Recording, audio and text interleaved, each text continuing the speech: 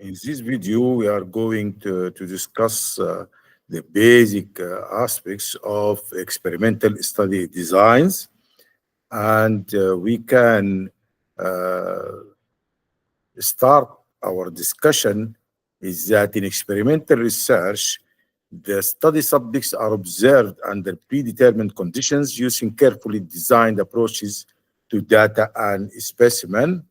And thus, the experimental study designs differ from the analytical study designs. In other words, how the randomized clinical control trial, for example, differs from the case control study design or the cohort study design.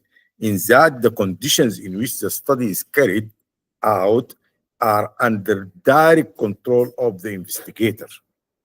And the experimental studies involve some sort of action, some sort of intervention, some sort of manipulation in the experimental group, while we make no difference or change in the control group for comparison. In analytical study designs, no action, but we only observe the natural course of events that occur. For example, if we are talking about cohort study designs or talk about the case control study design, the investigator has nothing to do with the cases, has nothing to do with the in case control, that you start the study by when already you have cases that are exposed and they develop the disease. So we just observe the natural history of disease. For example, in cohort studies, you subdivide the group into exposed and non-exposed, and then you follow them over a period so that you will find out the outcomes. So here we only follow the natural history of disease without any sort of intervention, and this is the difference between the experimental study design where we interview. For example, if we have a case, we have an example, a clinical trial to test for a new drug, analgesic or anti-tuberculosis drug or whatever, antiretroviral drug or whatever it is, then we have to have at least two groups, the treatment group where we carry out the intervention, we administer the new drug, and then we compare to the control group where we have carried no any sort of intervention, have carried no intervention or just for comparison. The aims of experimental studies is to provide scientific evidence of etiological or risk factor to permit modification or control of the disease, and as well to provide a method of measuring the effectiveness or efficiency of the health services for prevention, for control, for treatment of diseases, to improve the health of the community, for conduct of preventive trial to assess for the effectiveness of a certain vaccine, for example, COVID-19 vaccine. So we can carry preventive trial to test to what extent such vaccine can be of value in preventing the disease. The main feature of experimental study designs are random allocation of individual to experimental and control group. And random allocation, it means that the individual, whether to be in the located in the study group or the control group, this should happen by chance without any sort of intervention. Um,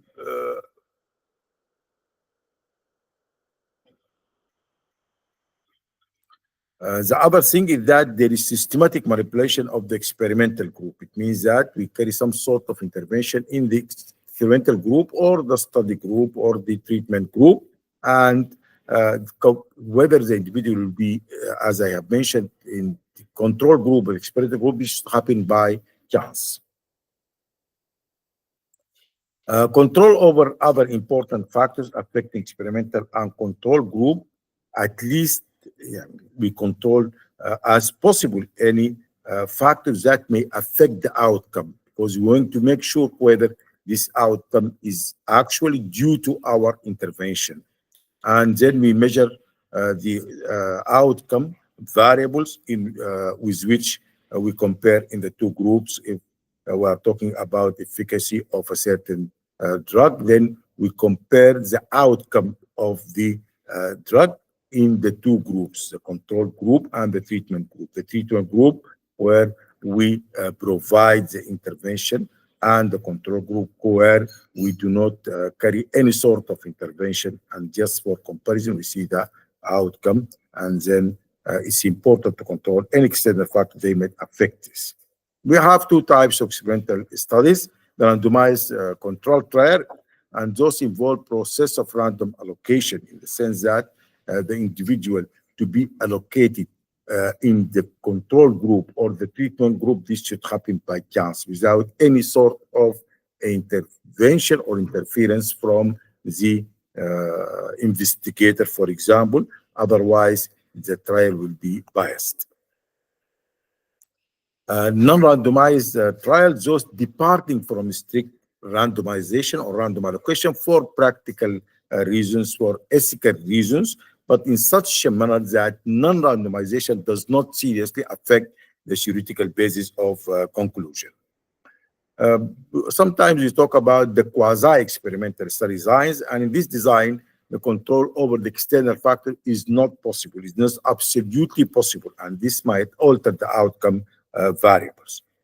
We talk sometimes about the interventional versus observational studies, and that we have clinical research can be subdivided into two main categories. We talk about intervention studies, for example, clinical trials, or observational studies or follow-up studies. In case that we have some sort of intervention, then this is interventional study. For example, the study participants are subdivided in two groups, as we have mentioned: treatment group to receive the new treatment, and control group who receive either no treatment or receive, for example, no treatment or placebo treatment or current treatment. And then we see the outcome we compare in both groups. This is intervention, that we carry intervention. This may include new drugs we are trying to experiment to see its therapeutic efficacy, or maybe devices or innovative medical procedures or physiotherapy or exercises or dietary regimen, whatever it is. And then we have a hospital-based observational study. Some authors, they call it follow-up hospital-based study. And the participants are followed up to assess the health outcome under particular conditions. And however, in this situation, the investigator has no direct control over the experiment and makes no attempt to affect the outcome of the study. And the observational studies or the follow-up studies are useful for finding answers to specific questions relevant to prognosis or treatment outcome, side effects, or complication of a certain drug. The randomized controlled trials, and we can start talking about the evolution of modern clinical trial dates back at least to the 18th century. And James Lind, the Scottish physician, in his classical study on board of Salisbury, evaluated 6 treatments for scurvy among 12 patients. One of the 2 who was given orange and lemons recovered quickly and was fit for duty after 6 days. And this is the starting historical starting point of the clinical trials in the 20th century.